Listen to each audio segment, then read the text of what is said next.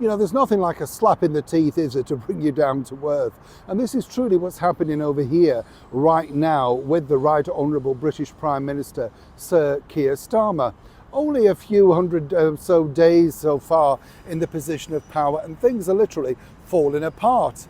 He's got his ministers literally out calling people blackface and simply not being suspended.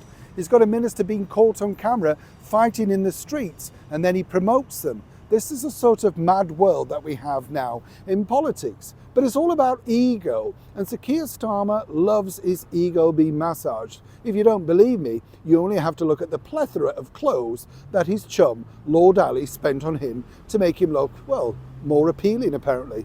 The tortoiseshell glasses, the expensive silk shirts, the suits, all of that sort of stuff. Heavily detailed, and of course, not until they were outed by the relevant people to say, why did you need all these free clothing? The former British Prime Minister, the Right Honourable Rishi Sunak, was always dapper, smart and, well, approachable. He never charged his clothes or indeed had to get freebies. You see how this works.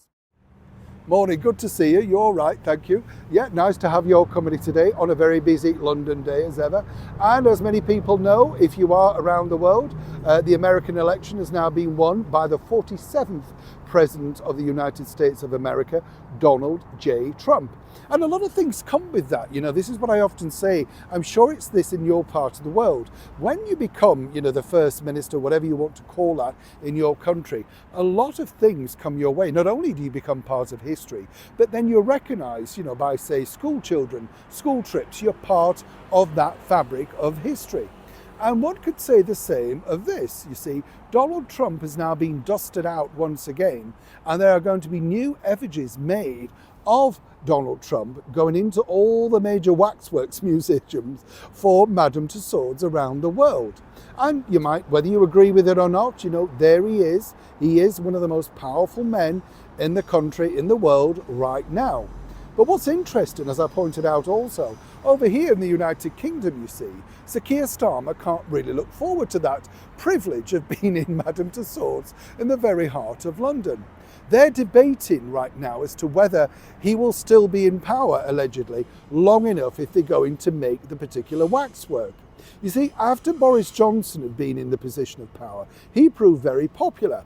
But he'd also been our London mayor, so people knew about him, you understand.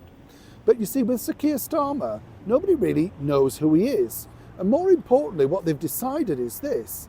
You see, actually, if he's not in power, it costs a lot of money to make the wax effigy. And will he be around long enough? And will they have to melt him down and make somebody new? And that's the true reason why they're holding back.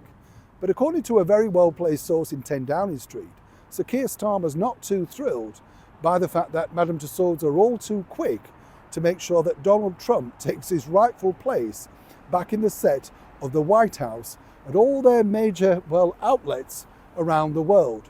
Whereas Sir Keir can't even get a look in over here in the very heart of London. Tough at the top, isn't it? Neil Sean in the very heart of London.